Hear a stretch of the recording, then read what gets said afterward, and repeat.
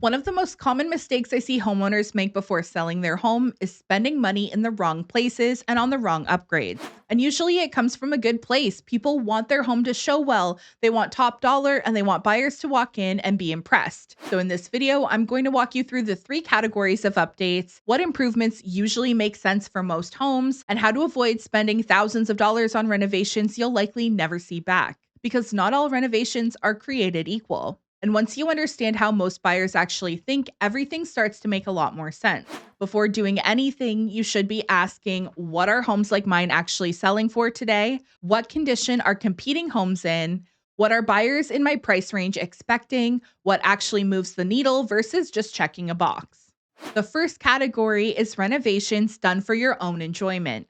These are the types of upgrades where people often spend significant money to improve the home to their tastes or their family's needs well before they ever contact a realtor and are thinking about selling. There's no guarantee that they'll see that money back when they sell, let alone an additional return on their investment. They're usually costly, time-consuming, and sometimes they push the home beyond what the neighborhood or price point actually supports. This type of renovation can definitely include over-improving for your specific area, home type, or price point. And as a realtor, my goal is to always make sure that you're investing money where I realistically believe that you'll see a return, or at the very least where it improves your position against competing homes, because there's a ceiling in every market and buyers don't usually go past that ceiling just because the finishes are higher end.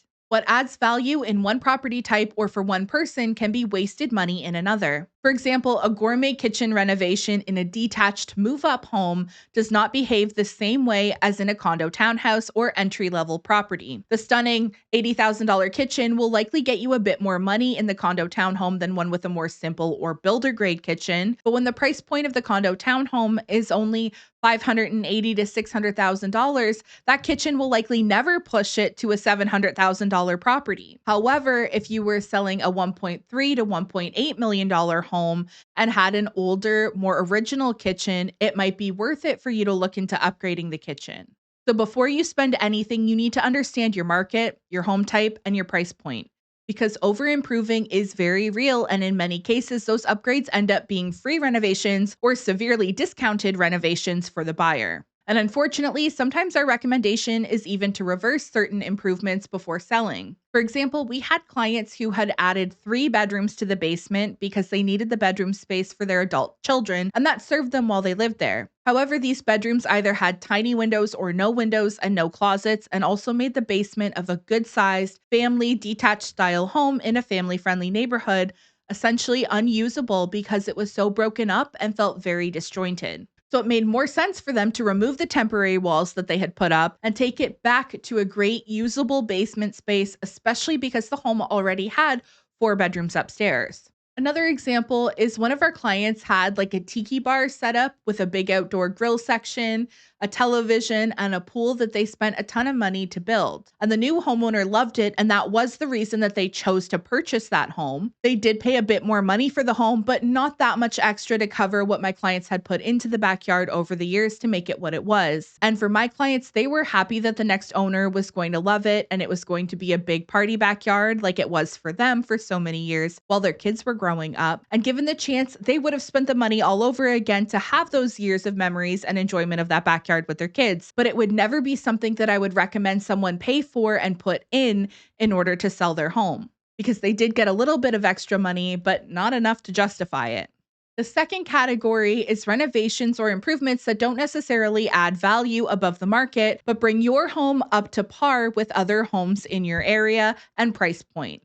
These can be critical upgrades, even though they may not increase value on paper. They often determine whether a buyer chooses your home at all or offers significantly less. If comparable homes all have updated kitchens and bathrooms and yours doesn't, buyers will notice immediately and they'll adjust their offer accordingly, because buyers don't just reward upgrades, they punish missing ones.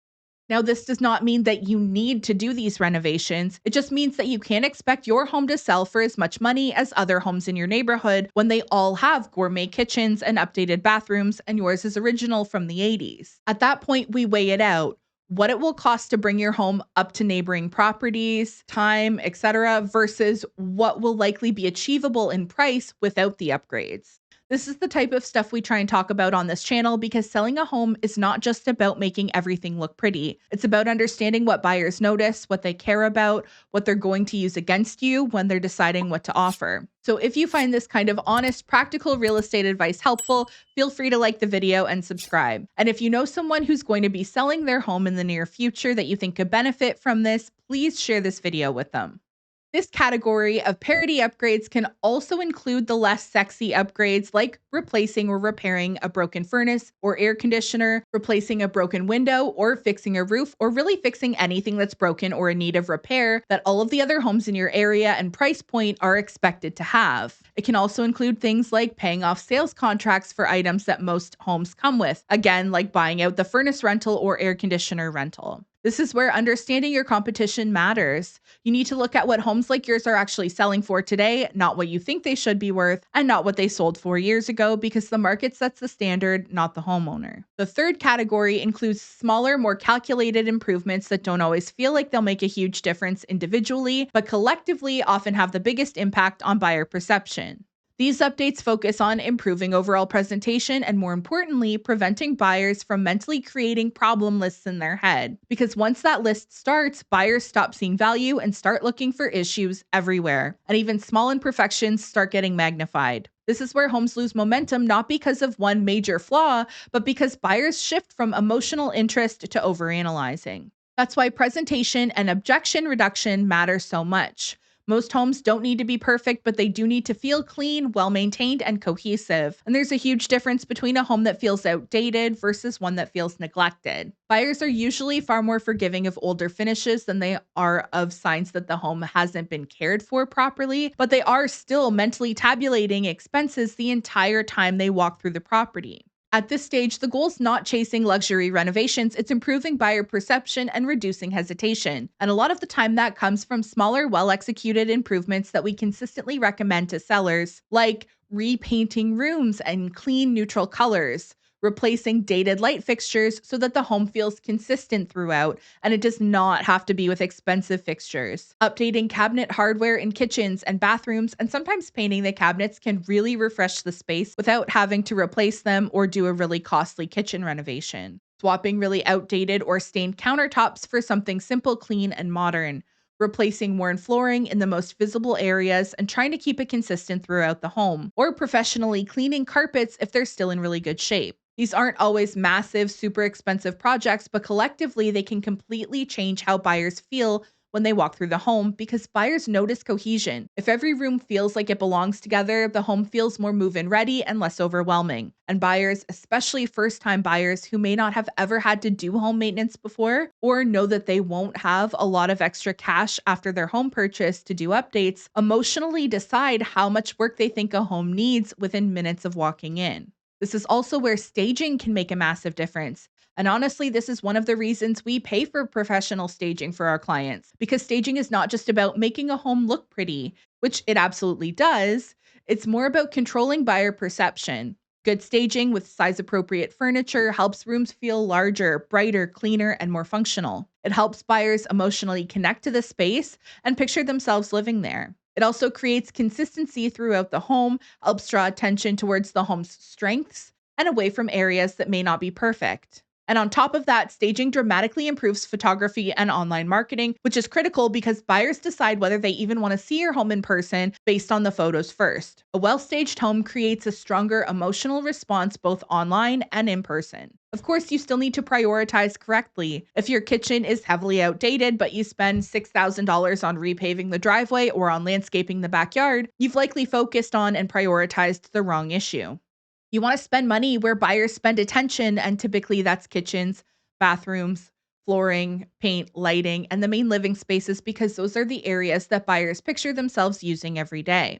And one of the biggest mistakes I see is homeowners spending money in the wrong order. Again, the goal's not perfection, the goal's removing objections before buyers create them themselves. The reason all of this matters is because buyers don't always think like homeowners. If something needs replacing, they don't think, okay, $5,000 repair, I'll reduce my offer by $5,000. They think about inconvenience, stress, uncertainty, timing, and risk. So instead of subtracting $5,000, they might mentally discount the home $10,000 or $20,000. Not because that's what it costs, but because that's the buyer mentality. And most buyers would rather avoid the problem entirely and buy the home where it's already been handled. That's why understanding your price point and buyer expectations matters so much. Who's your ideal buyer and what experience are they having from the moment they see your listing online to the moment they leave your home? Because buyers form opinions quickly.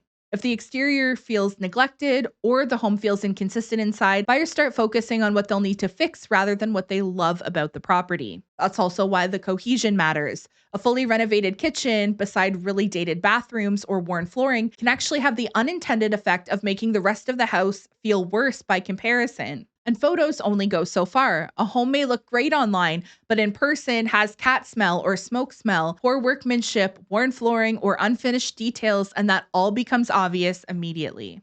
The goal is to make the home feel cared for, consistent, low stress, and easy for buyers to picture themselves moving into, both in person and online. You don't want a buyer to show up with expectations that are not matched in person because disappointed buyers rarely make strong offers. That's why my advice is almost always do not do renovations unless they're done properly. Poor quality work can actually hurt you.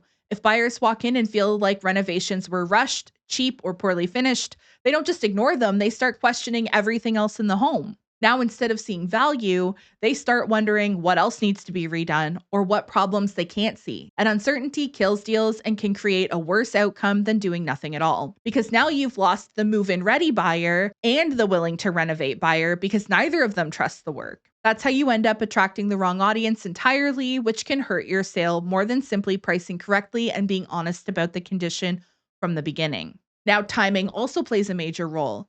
If you decide to renovate before selling, you need to ask how much will it cost, as well as how long will it take and what is the market doing while I wait. Because sometimes renovations push your listing timeline from, let's say, spring into summer or fall, and in many markets, including ours here in Durham region, activity tends to slow down significantly in the summer months. We may see a small bump in September or October, but then things often slow again until spring. So delays in coming to the market carries multiple risks. The market may soften, buyer activity may decrease, and the value that you expected to gain from the renovation may be offset by market movement. That doesn't mean that renovations are bad. Some absolutely make sense, but they need to be strategic, not emotional.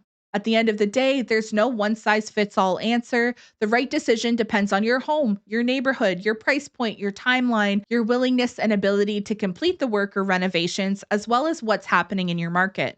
But the principle stays the same. Spend money strategically, focus on reducing objections, not chasing perfection.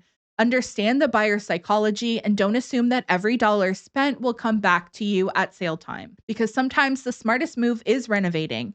Sometimes it's minimal updates and pricing accordingly, and sometimes it's more presentation, staging, and marketing, not major projects. If you're thinking about selling and want honest advice on what's actually worth doing in your home before listing, feel free to reach out. My contact information is in the description.